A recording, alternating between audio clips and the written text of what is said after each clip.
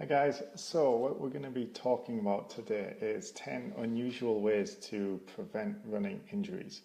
And the reason I say that these are unusual ways is because when often runners come to me having developed some kind of an injury, say they've come in with knee pain or something, and they'll say it came on for no reason and I don't really understand why it's there. So they say that because they haven't increased their running volume or intensity recently and their training hasn't changed and they haven't taken up anything new in terms of sports or anything, so they're a little confused as to why that might have happened. And what I'm going to do today is try and shed a bit of light on why that might have happened, and hopefully that information can help you prevent injuries by addressing some of the factors that also play into whether we develop an injury in addition to the amount of running that we do. So, I'm going to use a little metaphor to help me explain this. I'm going to use the metaphor of a fortress. So if you think of our body as like a fortress and it has attackers on the outside trying to break down the defenses of the fortress and get through, and it has defenders on the inside trying to reinforce the defenses of the fortress and prevent the attackers getting through. If the attackers get through, then we develop a running injury. Okay? So the first thing that we're going to consider is fitness versus deconditioning. And what I'm talking about here is our cardiovascular fitness. And the reason this is relevant is because those with a higher cardiovascular fitness, those who are just generally in better shape, have a higher metabolic rate, a higher metabolism, okay? What that means is that their cells are more able to mobilize and respond to the loads and the stresses that are placed on the body's tissues in order to make them stronger and more resilient and repair the damage that is done and make them stronger for the more load that's coming in the future. The tissues are anything in the body, so tendons, ligaments, bones, muscles, and we put them under load with the running. And then the body's cells come out in response to that load and reinforce and repair any damage that is done. The way I think of that in relation to that fortress metaphor is if the workforce within the fortress is the cellular metabolism, right? So they have a very high level of motivation and efficiency. There's lots of them and they're very strong. And they're very effective at reinforcing that fortress. So they get out there early and they get everything that's been damaged in the battle the day before sorted out so that it's ready for the next day. So when you have a very high fitness level, you have a very motivated and capable workforce of defenders within your fortress. Okay, the next thing we're going to talk about is long-term versus short-term training load. The easiest way for me to explain this one is to use a bit of an example. So if we take today, I had a 23 kilometer long run and I did that with the running room down on Slater Street. So I was not particularly concerned that that 23 kilometer long run was going to cause me any kind of injury today. And the reason being is that my long-term training load has been, roughly sort of 40 to 50k mark per week. Fairly consistently for over a year or more. So when you look at my long-term training load being 40 to 50k, a 23 kilometer run as a short-term training load is not that high, okay? So in relation to each other, they're relatively close. If you look at, say, someone who's just getting into running, maybe they've only been running 2 or 3 months and they're only up to maybe 10k a week, if they were to try a 23k long run, then their injury risk would be relatively high. And that's because that same short-term training load, the 23 kilometer run, is relatively high in comparison to their long-term training load of 10k a week just for a few months. So it's kind of a double-edged sword. A training load, a large long-term training load offers a very strong protective effect against short-term high training load, okay? And that's why you hear about people who can build up and get to 100 kilometer weeks and 150 kilometer weeks and that kind of thing, is because they do that so slowly that all the training that's happening before that long-term training load, offers that protective effect against that short-term training load that they apply during that week.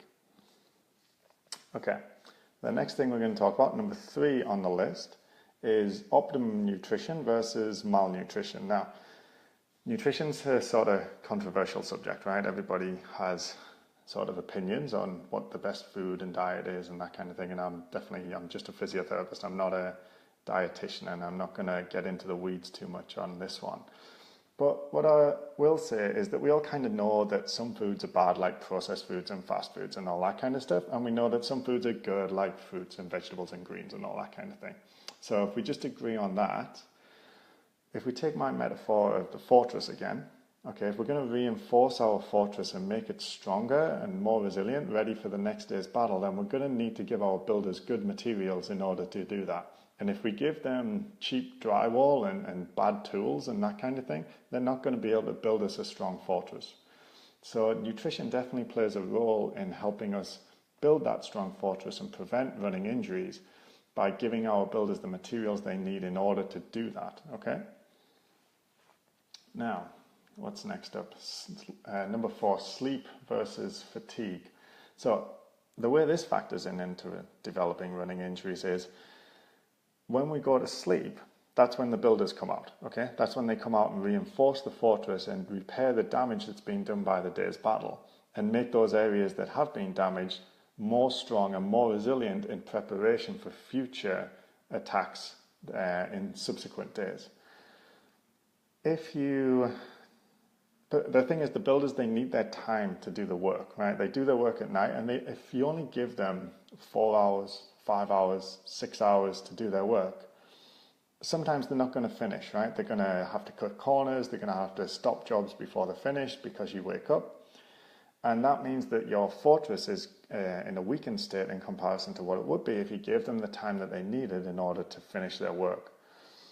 Whereas if you give them 7, 8, 9 hours, plenty of sleep, they have enough time to finish everything that they were doing in order to make sure that the fortress is strong and ready for the training loads that you're going to apply or the attacks that come in the subsequent days, right?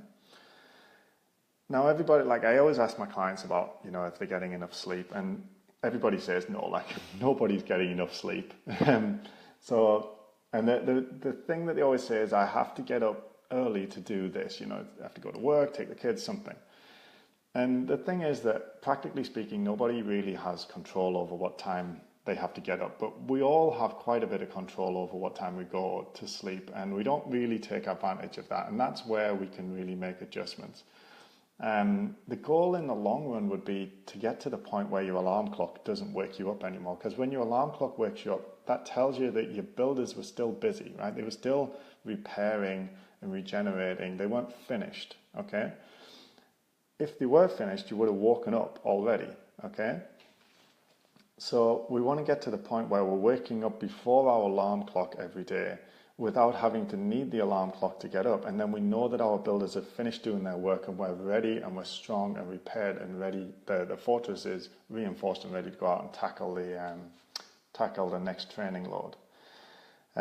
So what I ask people to do is try and look at getting to bed a bit earlier. Can you, get the devices turned off a bit earlier, get the lights turned off, cool the room down, start winding down earlier in the evening, and try and make it so that you're regularly waking up like every day before your alarm clock because you've had enough sleep and you're not feeling tired when you're waking up. Okay, so that's my little rant about sleep. If you look in the blog post that I've put in the description, I've linked to a book called The Sleep Revolution, which is where I started learning about all this sleep stuff, and it's really interesting, so I'd recommend you check that out. Okay, stress. So if we stick with the fortress metaphor, okay, we've got the defenders on the inside and the attackers on the outside. Stress is like a crack team of commando, like soldiers. It's a beast in terms of an attacking force on our system. And I have no sort of really easy answers for stress. It's very individual and it's very complicated. So I can't sort of tell everybody how to manage their stress best. But what I do say to people if they voice concerns that their stress levels are a bit high, because that's definitely going to weaken our defenses, is to consider doing some mindfulness work. So whether that be meditation or relaxation techniques or whatever form that takes for you. There's lots of different forms because there's different ways of getting at the same thing. So what's happening when people do mindfulness or when people do meditation is they're bringing their body down from a very active kind of fight or flight kind of state into a more restorative rest and digest kind of place, okay? So if we have these kind of two states, and the fight or flight state is what happens, when we get into a fight or when we go for a run or when a lion jumps out in front of us, okay? We shunt all the blood into our muscles and our heart rate increases and we get all wired up and there's adrenaline, cortisol and all this stuff making us feel very energetic and able to get away from the lion. But then once we're away from the lion, we want the blood to go back to our gut, we want to chill out, we want to digest our food and we want to rest. So we have these kind of two systems. The rest and digest is regulated by something called the parasympathetic nervous system, which we don't need to remember. And the fight and flight system is regulated by the sympathetic nervous system. So these two systems work in sort of an antagonistic way. And when you do mindfulness techniques or when you do relaxation or meditation exercises, what you're doing is taking your body away from that fight or flight kind of state and more into the rest and digest kind of state. The reason that we might want to do that is that if you're always living up in this fight or flight kind of state, then you're not spending any time allowing your builders to do their work. Okay, the builders work down here in the rest and digest section. And there's no time to be planning for long-term building projects when there's an emergency situation, right? So that's something that Robert Sapolsky talks about in his book, Why Zebras Don't Get Ulcers, is the body can't really work on restoring and repairing itself for the long term if it's always under these sort of acute stresses. And the reason that's a problem is because we don't just get stressed by lions jumping out in front of us anymore. We get stressed when people cut us up at roundabouts, or we get emails that we don't like the tone of and this kind of thing. So our sympathetic system can be activated almost constantly. And that's these people who'll say, I'm so stressed, right? It's because these are psychological stresses rather than physical ones, but they're causing physiological stress responses. So meditation can be a useful way of activating our parasympathetic nervous system and pulling the stress response down so we can get more into that rest and digest kind of state. And kind of sleep is kind of the ultimate expression of the parasympathetic nervous system. It's the sort of polar opposite of that kind of fight or flight response. Okay, so like I said, I'll link that book that I mentioned in the blog post as well, so check that out if you would like to read more about that. It's really interesting. Okay, number 6, recovery versus overtraining. And this just kind of gets back into letting the builders have the time to do the work, right? We structure in recovery days into our training periods to allow the builders to get out and repair the damage done and reinforce the areas that need reinforcing. And they should really come, those recovery days, they're really important. We don't actually get fitter and stronger when we're training. We get fitter and stronger in response to those training stimuli when we're resting on our recovery days and when we're sleeping. That's why sleeping is so important. That's why recovery days are so important. And we want to try and put those recovery days after more intense workouts, things that we feel more, feel that we need to rest more from, maybe the long runs or the tempo runs or hills, depending on what stresses you more. And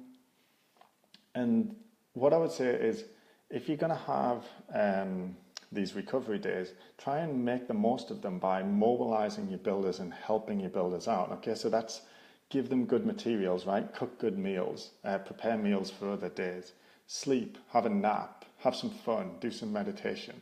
Try and use your recovery days to relax and get into this rest and digest state, not to catch up on emails and do work and things like that. Okay, try and relax fully and let your body recover from the training stimuli that you've been applying. Okay, number 7, 7, 8, 9, and 10 to go. We've got optimum technique versus suboptimum technique. So the reason this is relevant is that when you're running with an optimum technique, when you hit the floor, you have to kind of absorb that load. And when you run with an optimum technique, you spread the load out. Like it doesn't just go to the knee or the hip or the foot. It goes kind of in combination. It's kind of balanced out between them. When you have a suboptimum running technique, then the load, the ground reaction force that comes up through your leg as you hit the floor, that will be more concentrated on one part.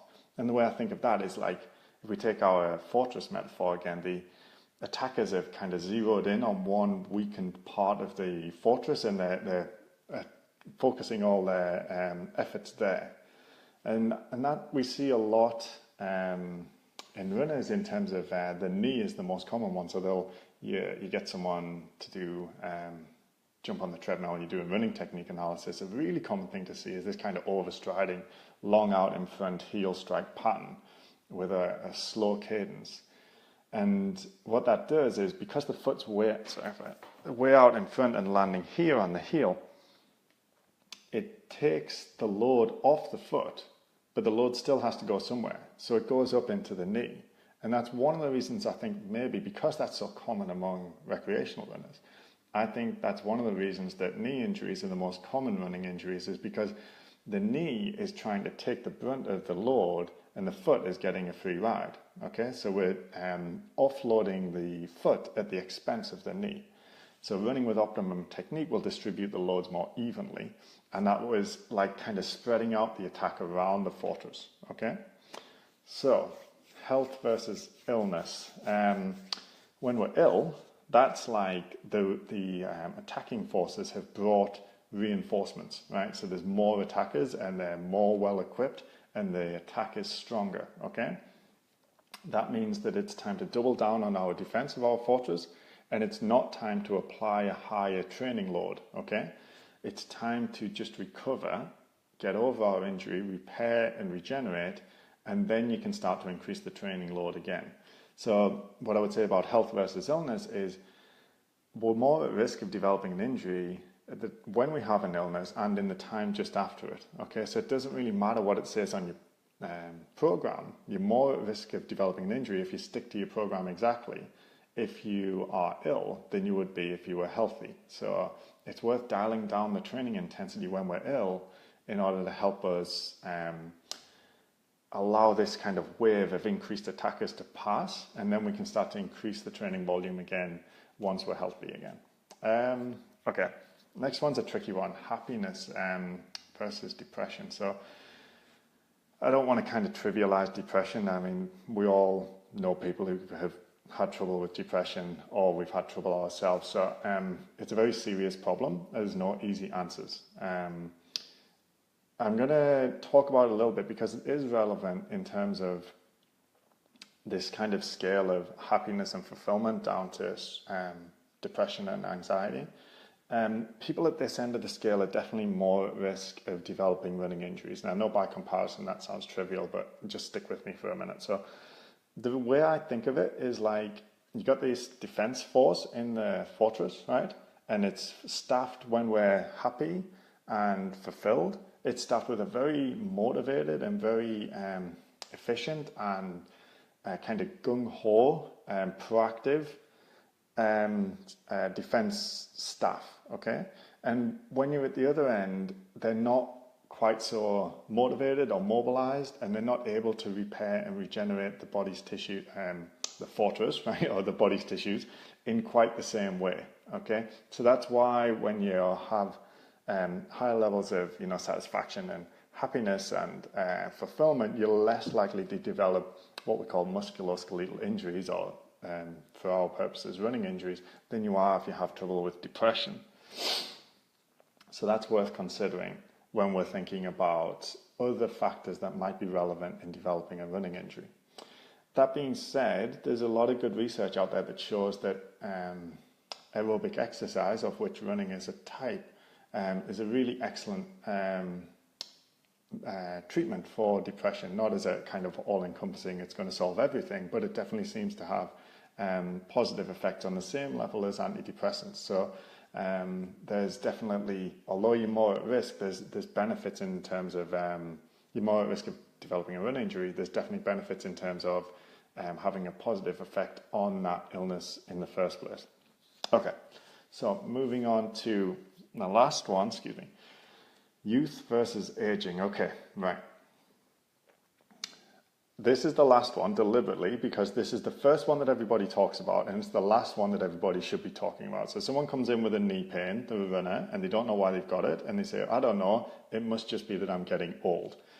And the thing is, we already have been through 9 things before we even get to talking about age that we've already talked about could increase your risk of developing a running injury. And we haven't even talked about how much you've been running in your training intensity. Okay, so yes, it is relevant, okay, but it's definitely not the most relevant thing. It's not the thing we should be thinking about first because we can't do anything about it. In fact, it's the only thing on the list that we can't do anything about. So it should go right at the bottom and we tackle everything else. And I think the reality is that when people develop a running injury, 9 times out of 10, their age is actually a very small part of the reason. And that's because there's so much other stuff that can be done to make their injury risk worse or better before we even start thinking about age. The way I think about age in relation to that fortress metaphor would be like, again, you know, the mobilized workforce, right? They're much more effective, much more efficient, they're more numerous, there's more workers, they're stronger, they do a better job when we're younger. Yeah, that's the reality. So when there's a battle the day before, they come out, they repair the fortress, and it's good as new by the next morning. As we get older, we get less workers, the less motivated, the less strong, the less effective, and our capacity to repair and reinforce the areas of damage done by the battle goes down, okay? But it never goes away entirely. We always have that workforce and we always have the ability to repair and reinforce the fortress, i.e. repair and reinforce our body's tissues, make them stronger, bigger, stronger and more resilient and capable of doing more right up until the day we die, 90 plus, 100 plus years old. So I don't think that should be where we start thinking if we develop an injury. We should start thinking right at the top and then come to that last of all when we've addressed everything else that we do have control over before we get to something that we can't influence really at all. It just happens. Okay, so that was it. 10 things that we can think about that might be causing running injuries that are a little bit unusual. If anyone has any comments, please leave them below. And I would encourage you to check out that blog article that I've written. It's in the description and it talks about these things in a little bit more detail. I hope everybody had a good long run this morning, and I'll see you next Sunday.